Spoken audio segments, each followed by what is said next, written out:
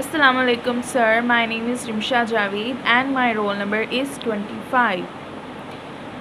Today is my physical chemistry presentation and this presentation I submitted to Dr. Mohsin.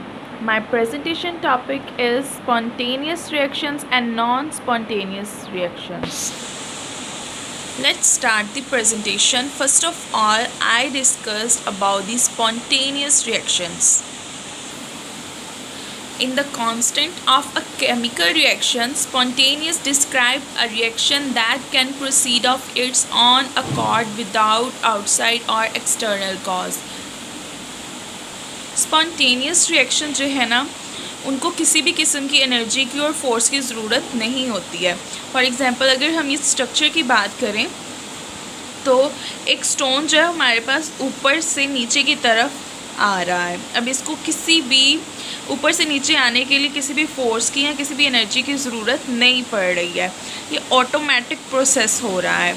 अब इसी तरह अगर हम दो सिलेंडर ले लें, इन दोनों के दरमियान ये गैप जो रखा हुआ है यहाँ पे ये फिक्स हुए हैं.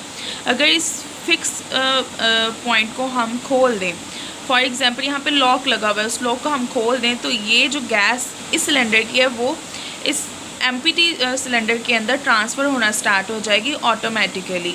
हमने सिर्फ इसके लॉक को खोला है. आप इसको मूवेबल पिस्टन भी कह सकते हो कि मूवेबल पिस्टन को हमने लूज़ कर दिया है, जिसकी वजह से इसकी गैस जो है ये इस सिलेंडर के अंदर आ चुकी है जो कि एम्प्टी सिलेंडर है. तो ये भी एक स्पॉन्टेनियस रिएक्शन हो चुका है. अगर हम एक और एग्जांपल ले लेते हैं. अगर हमने फ्रिज में से एक ठंडी पानी की बोतल बाहर निकाल लिया है और उसको हम 2 से 3 मिनट के लिए बाहर रहने देंगे, और जो उसकी कंसिस्टेंसी उस फ्रिज के अंदर थी, जितनी वो कूल उस फ्रिज के अंदर थी, बाहर निकालने के बाद उसकी कूलनेस उतनी नहीं रही. सो ये है स्पॉन्टेनियस रिएक्शन जो खुद ब खुद ही चेंज होता रहता है. इसी तरह अगर हम बात करें नॉन स्पॉन्टेनियस रिएक्शंस की, तो इसमें उसके ऑपोजिट काम होते हैं. फॉर एग्ज़ाम्पल अब ये स्टोन है हमारे पास, तो इसको ऊपर ले जाने के लिए हमें फ़ोर्स की भी ज़रूरत होगी और हमें एनर्जी की भी ज़रूरत होगी. हमें फ़ोर्स अप्लाई करनी पड़ेगी. अगर हम नॉन स्पॉन्टेनियस रिएक्शन की डेफिनेशन की बात करें तो हमारे पास इसकी डेफिनेशन है, a non spontaneous reactions can be made to occur if it is occupied to a spontaneous reaction. In living cells, the energy stored in glucose can be released by a series of spontaneous reaction. Special molecules in cells capture and transfer free energy to non-spontaneous reactions. For example, हमारे पास इसकी example जो है वो है the formation of protein, protein का बनना, अ non spontaneous reaction.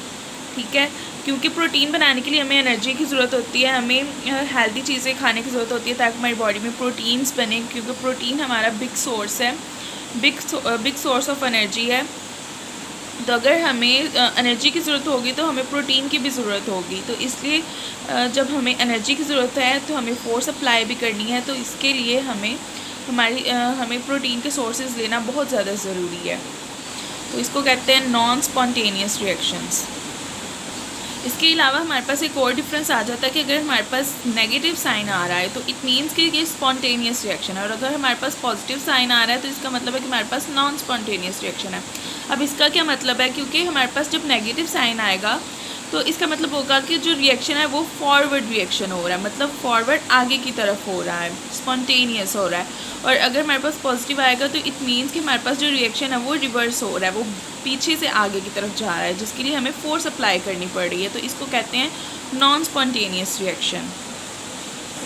इसी तरह ज़्यादातर एंडोथर्मिक रिएक्शंस करवाने के लिए हमें नॉन स्पॉन्टेनियस रिएक्शन की ज़रूरत पड़ती है. एंडोथर्मिक प्रोसेसेस के अंदर non spontaneous reactions mostly usable होते हैं as compare to spontaneous reactions, क्योंकि उसके अंदर हमें एनर्जी, फोर्स, इन सब चीज़ों की ज़रूरत पड़ती है. उसके अंदर रिएक्शंस खुद ब खुद नहीं होते, क्योंकि करंट पास करवानी पड़ती है, उसके अंदर रेडिएशंस पास करवानी पड़ती हैं, इसलिए उसके अंदर नॉन स्पॉन्टेनियस रिएक्शंस यूज़ होते हैं, स्पॉन्टेनियस रिएक्शंस यूज़ नहीं होते हैं.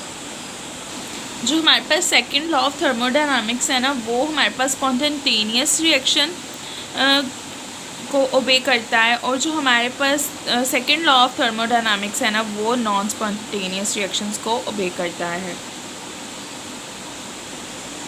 अगर हम इसके फिज़िकल और केमिकल प्रोसेसेस की बात करें तो फॉर एग्जांपल जैसे a waterfall runs down hill, ऊपर से नीचे की तरफ वाटरफॉल होती है। A lump of sugar dissolves in a cup of tea, जब हम चाय के ऊपर मलाई आ जाती है तो उसको हम स्पून की मदद से उसको डिज़ोल्व करते हैं उसके अंदर, तो वो क्या होता है उसके अंदर अच्छे से डिज़ोल्व हो जाती है, और उसके जो लम्प्स होते हैं वो भी नज़र नहीं आते हैं।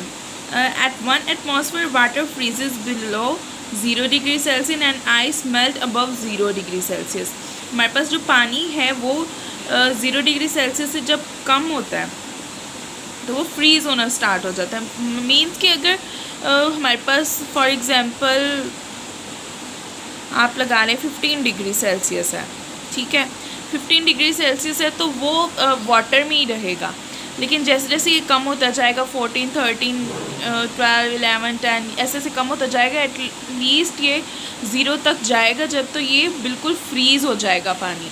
लेकिन जैसे ही इसका टेम्परेचर हम ज़्यादा करते जाते हैं 16, 17, 18, 19, 20 तो ये दोबारा से पानी बनना स्टार्ट हो जाता है, और एक ऐसा पॉइंट आता है कि ये बॉइलिंग, कि इसके अंदर बॉइलिंग स्टार्ट हो जाती है। ये मैं आपको स्लाइड शो करवाती हूँ, ये देखिए।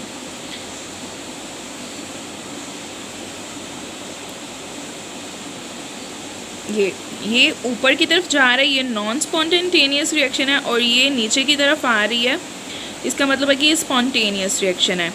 और स्लाइड नंबर लास्ट वाली है मेरी, जिसके अंदर उसने बताया हुआ है heat flows from a hotter object to a colder object. Heat जो है वो ट्रांसफ़र हो रही है कोल्डर ऑब्जेक्ट के अंदर। A gas expand in a evacuated bulb, iron expose to oxygen and water forms rust. तो ये सारी एग्जांपल्स थी जो उसके फिज़िकल और केमिकल प्रोसेसेस को एक्सप्लेन कर रही थी। तो मेरी प्रेजेंटेशन इधर ही ख़त्म होती है। Any question? And I hope all you people understand about the spontaneous reactions and non-spontaneous reactions. Thank you. That's it from my side. Allah Hafiz.